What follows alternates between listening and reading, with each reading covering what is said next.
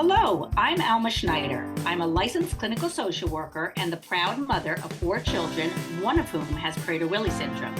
And I am Iris Miller.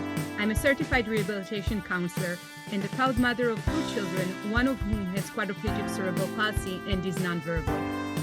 In this podcast, we discuss the uncensored truth about raising children with disabilities. Prepare to laugh, cry, and hopefully learn something new. This is Two Moms, No Fluff.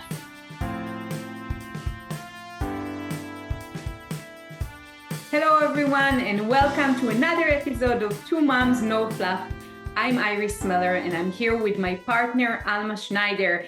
And today we also have a special guest. I'll let Alma introduce our guest. Great, thank you, Iris. And we are very happy to have a very special guest today who I've known for many, many years. We are welcoming Emily Klein. And Emily, would you like to introduce yourself? Tell us a little bit about who you are. Who I am, that's such a big question. So I'm a mom of 2 kids. They both have medical challenges on different ways and different levels. I am a writer. I was a ghostwriter. I was ghostwriting books for years. And I am transitioning right now into writing shorter form stuff for clients. And I'm hoping to be able to support this community in some way, but I'm still working out all that career stuff right now. Emily, can you share with our audience a little bit about your journey, specifically as a mother to a child with a complex disability, and what does that entail? Yes. So, Lots of question. Big questions today. So my story isn't entirely unique, but it's a little different because Rain's diagnosis didn't exist until she was 5. So I went through what was a healthy pregnancy with what I believed, my daughter, or I didn't know if she was a girl or a boy, but the baby was healthy. And at birth, things just kind of like didn't go as planned. So we knew there were things with her eyes. She wasn't eating, she wasn't breathing right. So she was rushed down to the NICU, but she was like post-date. So no one knew why any of that was happening. And for 5 years, it felt like that over and over and over again, where things were supposed to go a certain way. And then Rain would pull another rabbit out of the hat, so to speak, medically, and like no one understood why these things were happening, but it was just kind of like crisis after crisis after crisis. And so when Rain was a baby, we lived in hospitals, for many months. We were just from one hospital transferred to another, in different states. So we just kind of lived that hospital life for a long time. And then when she was 5, we got the diagnosis, but it was still so new. And even now she's 14, it's still so new. There are researchers looking into her diagnosis. She was, in a paper that was published, but they're still in the research phase. So they don't really know much about, these kids or their future.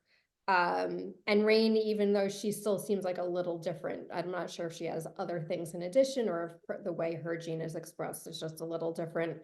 But even within the small group, she seems to have some things that the other kids don't. So it's just a lot of surprises with her all the time.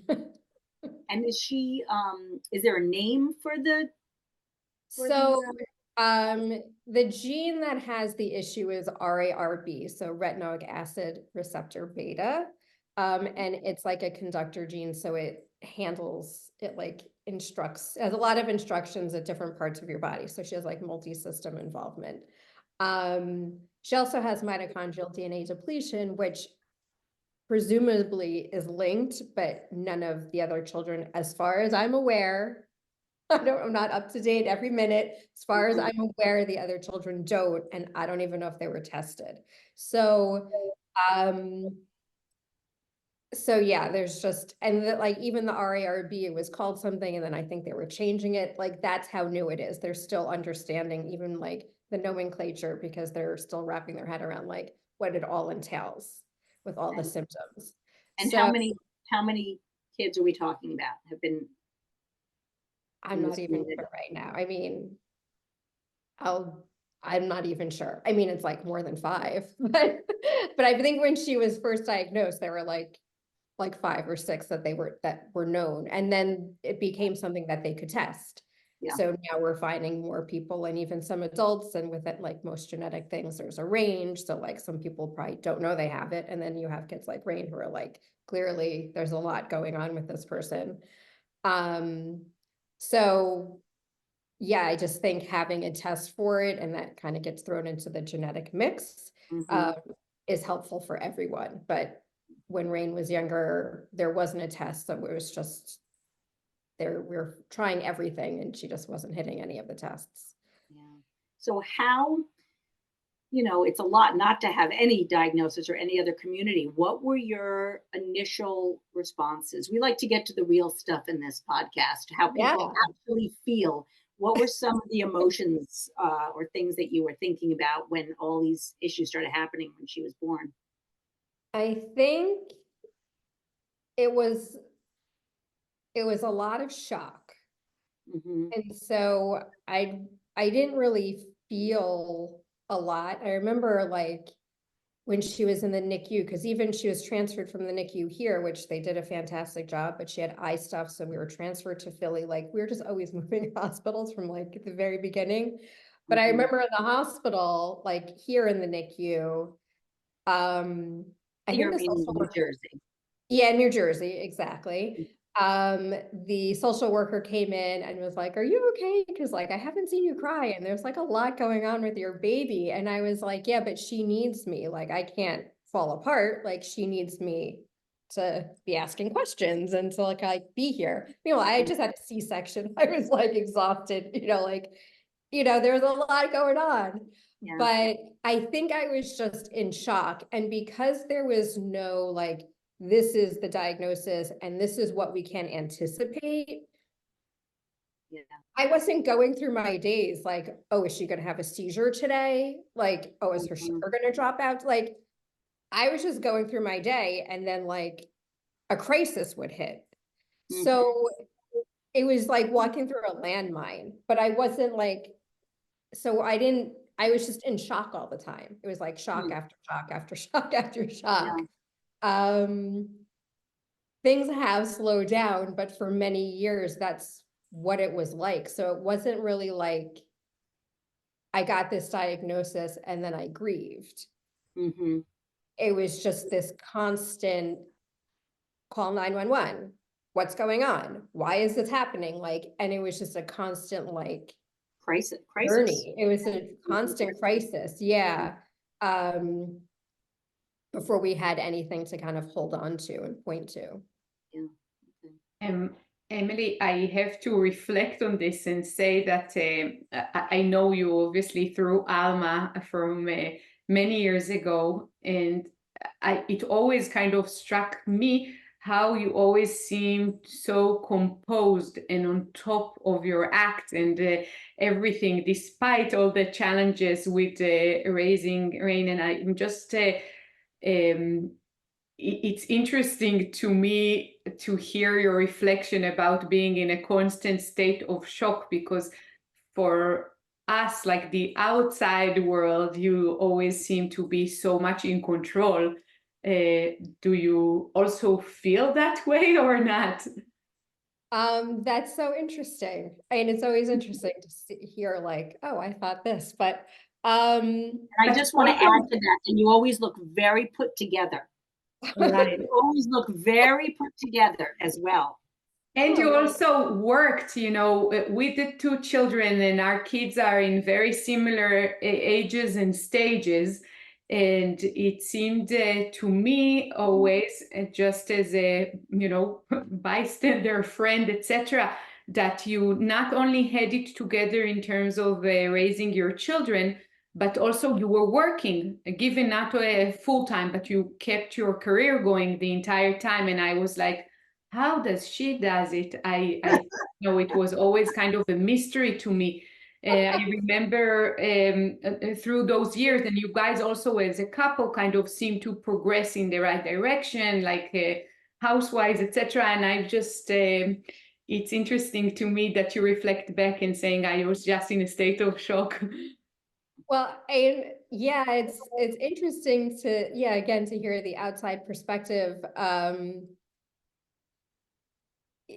There's a few things there. So one is in terms of my career and my writing, I started writing because, and I think Alma, you perhaps, I'm not sure if this is what you did, but with your music, did you get more into your music?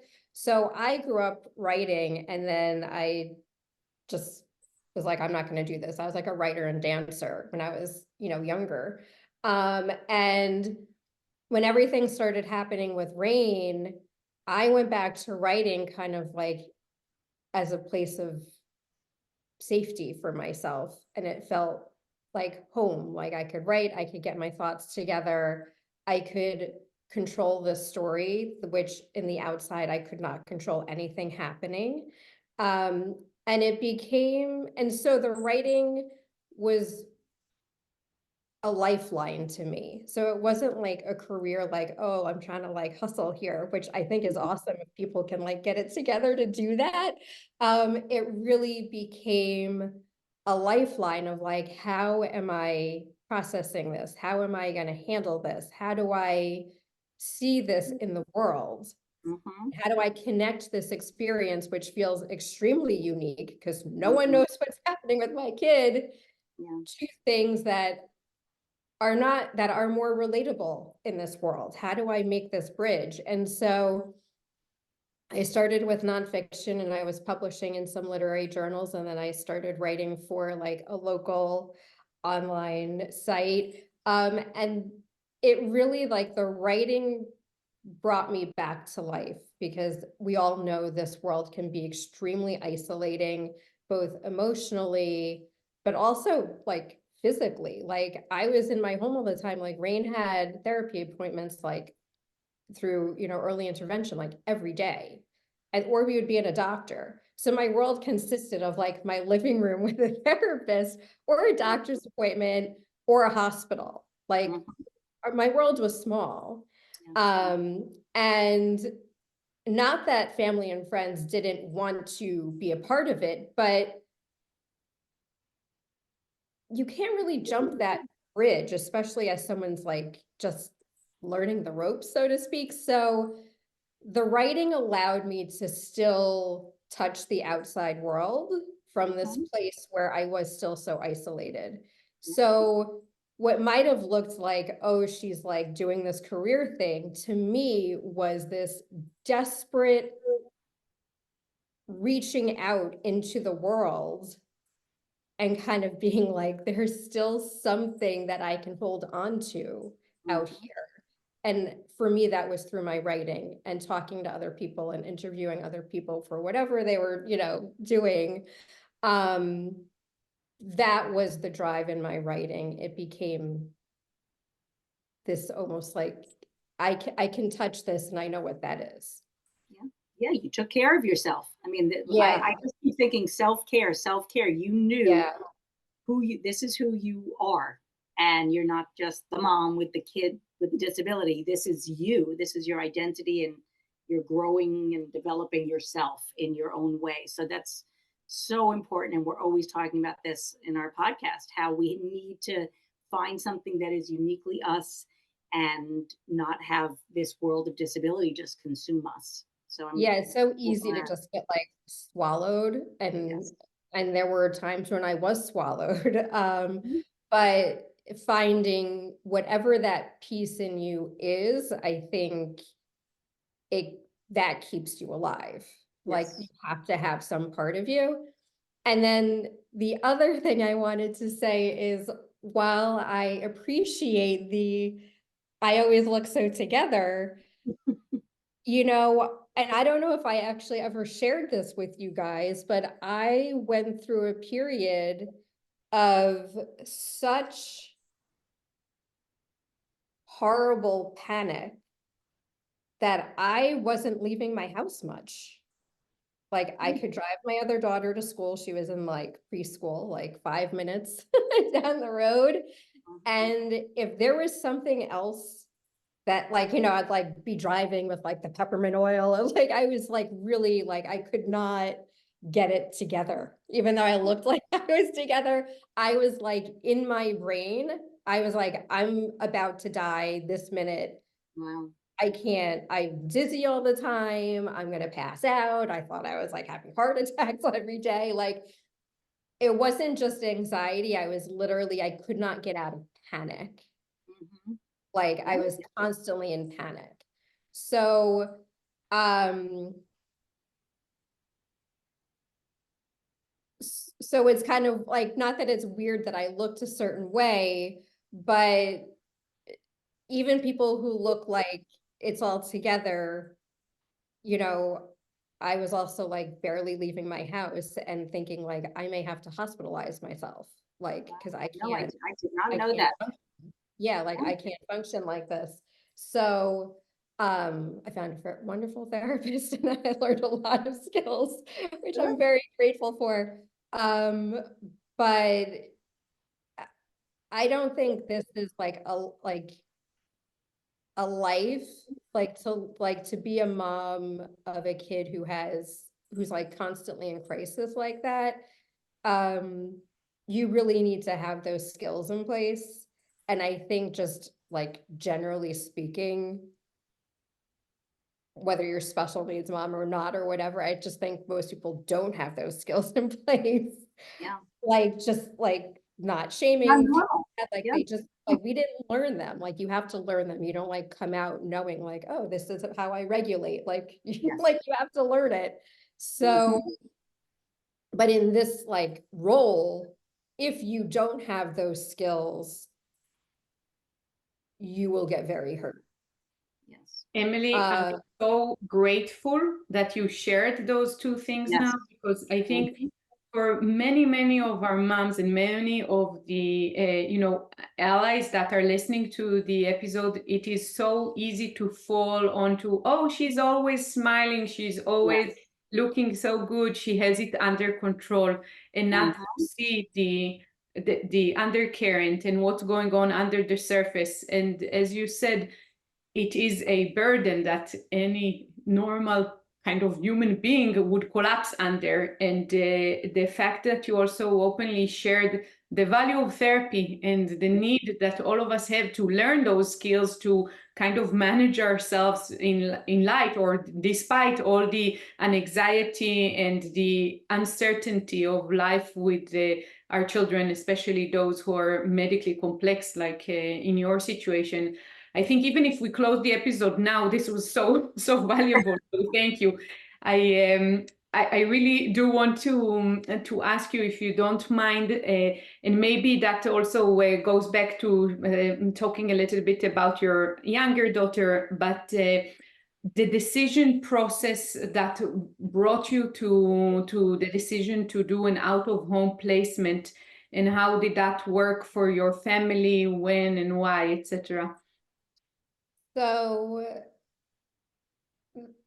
it was like a complete 180. When Rain was younger, I knew that these places existed. She had a friend from school who, lived in one. I knew the family. They were lovely. Like I knew that this type of setup and life existed, but I just always felt like, but I'm her mom. And like I know her, you know, I feel like we have a special connection. Like I could just know like her sugar's low. Like I could just know things about her. And so there was like that element of like no one else will know her this way. And and I wanted to be with her. I mean, she's my kid. I love her, So I just never like it wasn't, I knew it existed, but it was not on my radar. But as time went on and she got bigger, and her care got harder, and there were constantly new medications being added. Like, she really was a 24-hour care kid. And at least in New Jersey, like, you can, like, it's super rare to get 24 hours. I don't know if they even do it anymore, but like, it wasn't going to happen. Mhm. But even within like the 24-hour care, the nursing care that we did get, and again, this is not unique to me, people call out, people leave. And it was like, and for people who don't know this life, that's like one of the biggest hardships is when Yeah. you think that you have help and you don't. And Yes. so that help, and trust me, like, I'm still close with some of her nurses. One of her nurses still works with her. Like, I'm grateful for the help that we had. And at the same time, that inconsistency only reinforced that feeling of I have no control over anything. I Yeah. can't control if she's going to be healthy today. I can't control if we end up in the hospital tonight. I can't wake up and control if I can still go to my dentist that I had planned. I can't control if I can just take 5 minutes this morning and sit on my couch and meditate. Like, I couldn't control that because at any given day, I could get a call at 6:30 in the morning that someone had called out, and I had just fallen asleep at 5 o'clock because Rain never slept. Like, so guess what? Like, I'm an hour into sleep and now I'm on and I'm Yeah. doing all her meds and changing, like, so it was like I felt as if I was constantly on a floor that was moving. That's And because you were. because I was. And so that was like my personal like feeling towards it. Like, I'm gonna break. This is not a sustainable way to live. Mhm. And if I break, there will be repercussions with my kids. So that's a problem. The other thing was Rain's world had become small, like mine had. So when a nurse didn't show up, she couldn't go to school. When they couldn't fill the position, Rain would be months without school. And she got too big for me to pick up. And my Mhm. husband's working, and he is a great help, like hands down. But he had to work. We had to have food. Yeah. So Rain was like on the floor all the time. And I'm like, I could give her her toys. I was with her. She was being cared for, but it was heartbreaking Mhm. because I knew somewhere in this world there was a corner made just for her. Mhm. And it wasn't my living room. Yeah. I knew there were friends who like wanted to be with her, like somewhere in this world. I knew there Mhm. were activities that she could participate in and regularly. And we just couldn't do it. We couldn't keep up with the care. We couldn't keep up with the emotional stress, the not sleeping. Um, and we couldn't keep up with like her needing that she's a human being. She needed socialization. Yeah. Like, we're Yeah. energetic beings. She needed to be with other people. And like, we just couldn't do it. Then I also had my younger daughter who also has a significant medical issue. So she needs care. So even if like Rain was sleeping, I'm still like my whole world was like, who's beeping? Yeah. Yeah. Which kid is beeping here? So, she needed care.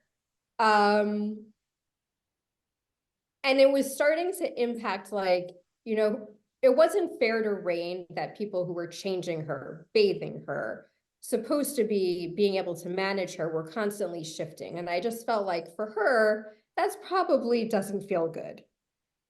For my younger one, with some of these nurses, she would like, they were almost like friends for her. Like, they were Yeah. always in the house. They were there since she was born. And when they would leave or not be there for a long time, I could see how it was impacting her. Yeah. Like, it wasn't fair for anyone. And my husband was obviously in the same boat. Like, if I was freaking out because someone's supposed to show up at 5:30 and at 5 o'clock they're like, oh, I'm not going to come in. And I would call my husband like freaking out. Like, that's not, like he had to kind of He's take going to feel it too. care Yeah. of him too. Yeah. So it really became like the whole family felt like, as much as we were together, Hmm. there was this big, it felt very unstable Hmm. for us. And when I saw like that this was impacting my kids in a really negative way, and that I'm not going to be able to stay alive doing this, I was like, we really need to start looking at more options. And that's really how that conversation came up in our house. Wow. Yeah. I think that's a lot of people's, a lot of people need to hear this because I think a lot of people feel this conflict and then they get to a point where they're like, okay, this isn't safe for anybody or positive for anybody.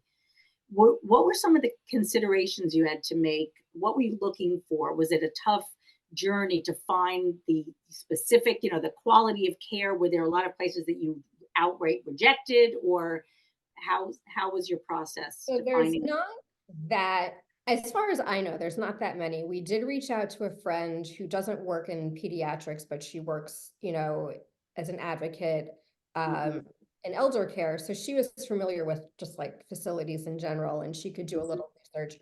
I knew of the two main ones here. I think there's another one in South Jersey, which was too far. Like, Rain wasn't going to be like, we were still going to see her.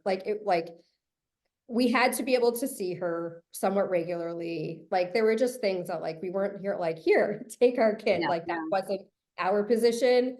That might be people's position, and like, you have to do what you need to do, but that was not our position. Our position was, she's still a part of this family, and her care requires more than what we can give her, and she deserves more than what we can give her. yeah, So let's find a place where she could have that corner of her world, but we could still be a part of it. So right. that was important. Um, which really only left us with two places that I know that were like in driving distance. We went to see one, and there was nothing wrong. Like, my husband and I just walked out and we're like, that's not it. It was just like a feeling. Like, we even knew the doctor who was like the pediatrician, like on staff there, had worked at the hospital. And so when we walked in, she's like, hey, you're Rain's parents. I know you. Like, Wow. it Yeah, was just meant to like, be. yeah, so it wasn't as if like, we were upset with like the medical team, like they even knew who she was, but Yeah. like, it's just a feeling that we were like, this isn't where it is. Mhm. Um, I couldn't get in touch with this other place. All these kind of synchronicities happened, I'll leave out, but we were kind of led to this other place. I got in touch with the woman finally, we got to see it, and I immediately just felt comfortable with their level of like medical, like being on top of everything. Um, and I remember walking through the hallways and I was like, I see Rain here smiling. I could just see her there. I could almost hear her there. And I was like, this is her place. And you still have to go through like, there were like two things of approval. It's a process, Process. just like show up. It was a process. But everything kind of fell into place. And like the other place, they were kind of on hold with admissions because they were, I don't know if they were renovating or adding on, but there was like construction. And when we got the call from where she is now, and they were like, a bed opened up, like, and it was way faster than we had anticipated. The other place also called like 2 days later. So it was kind of like, this is the time, make your choice.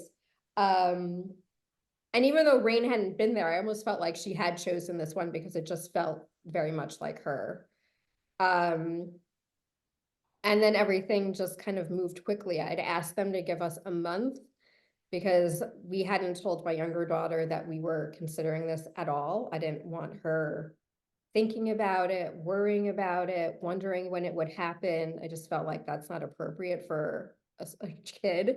So I asked them to give us a month. when they knew that a bed would open up, which they did. So we're able to ease my younger daughter into it. And then COVID restrictions were still there. So we didn't bring Rain in, but we did a lot of video stuff. I felt, like I said, Rain's complex. And I felt very comfortable with like the pediatrician who's on staff there. I felt very comfortable with the questions she was asking. She had clearly read like all of the history, which is in depth, very closely. So I felt like, you know, they were taking Rain and all of Rain seriously. Some people are kind of like, oh, whatever. So she throws up a little. Like, I felt like these people were like, okay, we got this. It's a complex kid. And I felt like comfortable that they were engaged. um, so it just kind of was, I guess, intuition mixed with some validation that kind of led us to feel like we think this will be okay. Um, I will say that what I didn't mention before, that one of the biggest obstacles to me really making that decision was Rain's nonverbal. We know that she understands, but because she's nonverbal, you don't know exactly what she's understanding, how she's understanding. And my biggest fear was that, God forbid, she thinks that we just dropped her off somewhere. And that kept me up. Yeah. That was like the one thing that kept me from making this decision. Like, Mhm. God forbid she thinks we just left her. Yeah.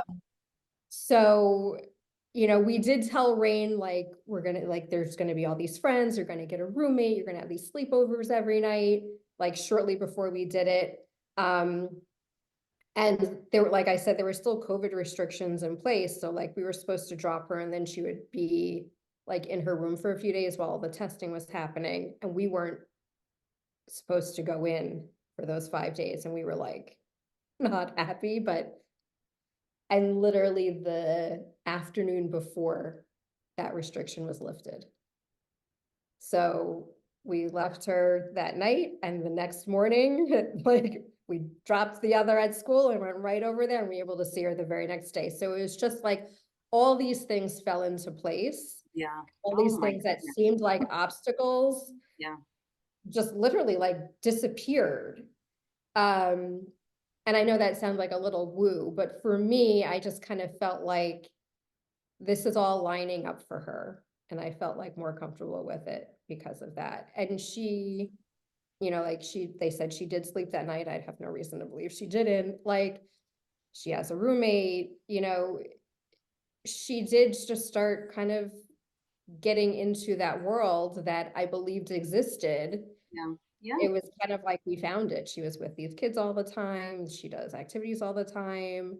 Um, One of her nurses that she grew up with is now with her at school, which is fantastic. Wow. But if she gets sick, you know, so she's a great resource. Like they can lean on her. Like, is this weird with her? Is this normal with her? And Rain knows someone there. But you Mhm. know, if she's sick, Rain still goes to school. Yeah. Yeah. And that's huge. I mean, as you described before, to not know what that every day something could blow up, and to not know, I can't even imagine the stress that, even if you're keeping it together, even if you're wearing that lipstick and you look great, it's under there, and it's just so damaging to Yeah, your and it mental was health. like 24 hours because like Rain didn't sleep a lot, but like there would be nights where she slept, but it was like you go to sleep bracing because you're like, is she gonna throw up in the middle of the night? And like she Yeah. slept, you know, in between my husband and I for like most of the time she was here. But there was really no moment where I could say, well, the next hour is going to be this. You just like, there was no guarantee, Yeah. even going to bed. Yeah. Like, she might wake up at 3, she might wake up at 5, she might wake up at 7. Like, she might not go to bed. Yeah. She might have one of those nights where she's just up. Like, there were no guarantees. Um, No predictability. there's no predictability, and that is like really hard. That's And to torture. do it for 13 years was really hard.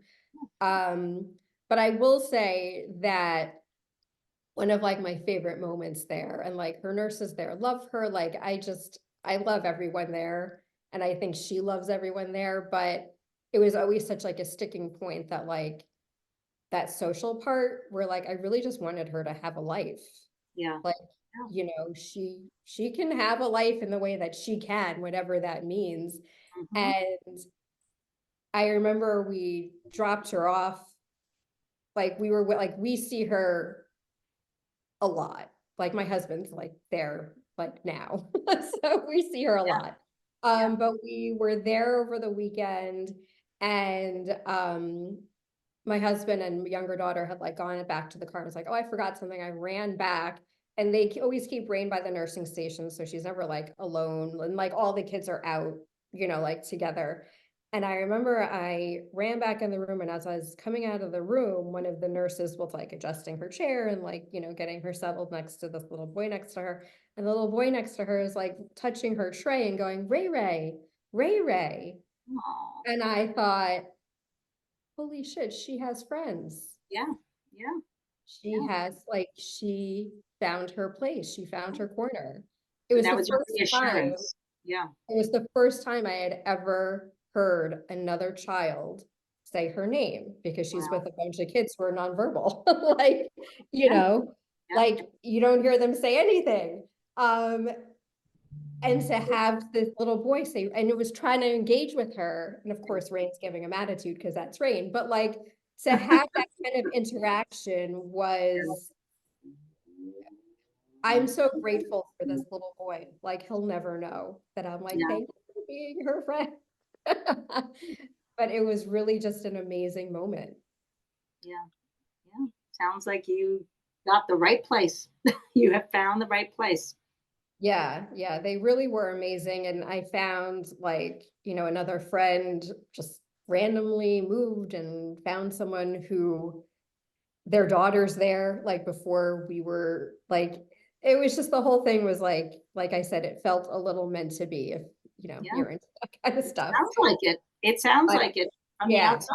It but sounds like, she really is like, you know, her health has been better, I think, because of that social aspect, and she's upright more, and like her health has been better. And, you know, like I said, she does activities. They have rec every day. So she has school, she has after school activities.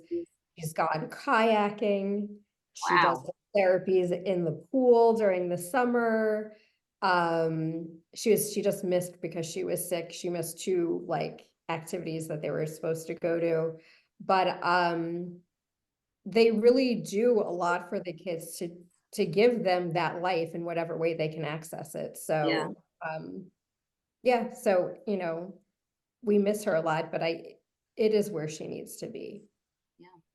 Sounds like Emily, it. I have to say I'm kind of sitting here listening to you on the verge of tears all the time. I think you explain I guess the challenges and dynamics around such a hard decision in such a way that anyone can obviously empathize with the story, with the decision, and knowing the, you know, the ins and outs of it in a way, on a personal level. I just want to thank you first of all for sharing all of that. But before we end, I want to ask you really about what would be your advice to other families, other parents who are dealing with this very personal and tricky, difficult decision of choosing out of home placement. If you have any words of wisdom to people who are now considering the future for their child.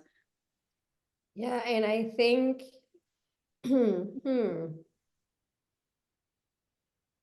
every situation is so unique. I think that if you get to a point where you feel like this is dangerous, like Mhm. this is not sustainable for anyone in this family anymore, um, I think it's really important to really tune into yourself and to your kid, and to kind of try to separate from what you think others will think about it, from what you think the world will view you as.